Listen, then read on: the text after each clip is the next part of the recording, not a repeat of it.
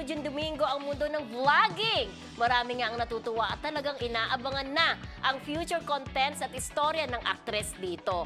Pero isa sa mga naantig ang netizens ay ang pagkwento ni Uge ng kanyang pag-aaral sa kolehiyo kung saan 8 taon ang ginugol niya at proud siya rito dahil nakamit niya rin ang mga pangarap kalaunan. Ngayon naman inaabangan ng mga fanay kung sino kaya ang makakakolab niya sa vlogs niya in the future. So 8 years in college, siguro ay pahintuhin. Maraming reason Pwede maraming reason ng pag-tagal ng 8 years sa college. Kasi although 4 to 5 nagtrabaho siya, years. nagtrabaho. siya. Yung iba naman, hindi si Uge yung iba naman pagka problema sa pinansyal, kaya nagtatagal ng gano'n, di ba? Pero siya, hindi niya yun kinahihiya, kaya kinuwento niya. At saka may time kasi na ilang years din yun, talagang namamayagpag ang career ni niya. Uge. Oo. Kaliwat kanan ng mga projects. So wala talaga siyang time Panahon. na makapag-aral. Pero ang maganda nga, nakapagtapos siya na artist, di ba? Hindi lang siya basta artista, kundi Degree degree holder. Yes. Di ba? Yung iba kasi dahil nag-artista, hindi nakakapagtapos.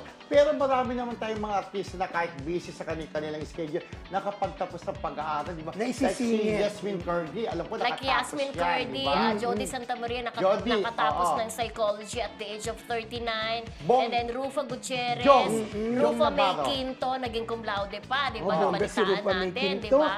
Si Jong Hilario, Jong, di ayan. ba? So hindi lang si Uge, di ba? Yung mga ibang artista hanggang ngayon, di ba? Oo. May mga nag-aaral Pero pa rin. di ba, ako nga may nakikita ko kahit mga lola na, di ba? Yes, it's not too Nag-aaral late, pa rin. sabi nga.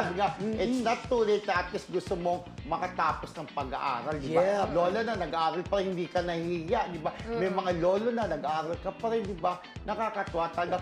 Iba pa rin talaga yung may natapos ka, Tsaka hindi pa naman katandaan si Uge, no? naman. Kailangan niya, hindi Nagtapos. pwedeng ikahiya yun. Correct. Iba ang may pinag-aralan, ika nga. di Better ba? late than never. Correct. Yes, at may fallback siya, di ba? Yes. Kung hindi na siya